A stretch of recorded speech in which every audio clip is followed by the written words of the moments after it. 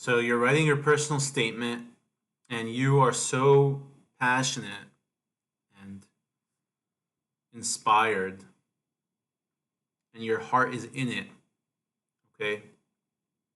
And you want to just pour out your soul and you want to tell them everything about you.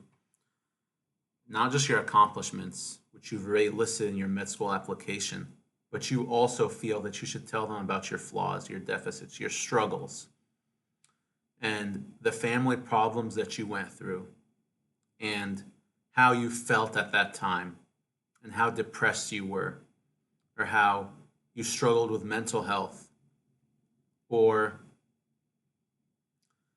how these things affected you and affected your school and affected your grade. Okay? And is that the right place to put it? Should it be in your personal statement? So I have an answer for you, which I think is very important that people know, is that I went to a pre-med post-bac program in Oakland, California, and we had admissions officers come from different medical schools and talk to us. And one of my classmates asked this question, and she said, we grew up poor, we had to work, I had to work, I didn't have time for school, and my GPA suffered. And she asked this to more than one admissions officer from different schools from California, so competitive schools, okay? Not easy schools to get into. And repeatedly, these admissions officers who were doctors, right? They were actual doctors who were reviewing applications, said, somebody from your letter writers has to corroborate your story, okay? So I'm not taking away your struggle. I'm not saying that you didn't go through hardship, but it's your word in your personal statement against everyone else who applied and everyone else who's lived, had the same 24 hours. We don't know their opportunities. We don't know their privilege.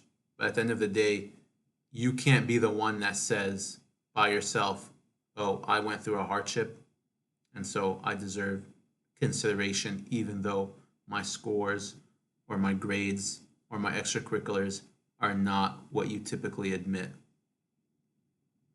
I'm just giving you this piece of advice because it was brought up with one of my clients when they talked to me last week about their personal statement. And the fact is, if you just tell me it's just you saying, I deserve more consideration even though I didn't perform, I mean, how am I going to buy that? Just the reality. So you have to develop a personal relationship with your mentors so that when they write you a letter, they mention, and they should see your personal statement and read it, and they should care about you enough to read it. They should mention, this person really beat the odds. This person struggled because of this. This person's family situation was this.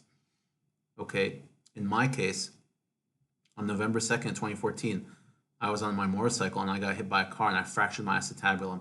And the people who wrote me letters of recommendations came to visit me in the hospital. That's how well I knew them. And I talked about my accident in my personal statement. And they wrote about my accident in the letters of recommendation that they wrote for me. Okay?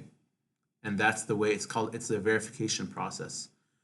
The reality is, you might put that you volunteered for 1,000 hours, and maybe the med schools aren't going to call your volunteer coordinator and confirm that.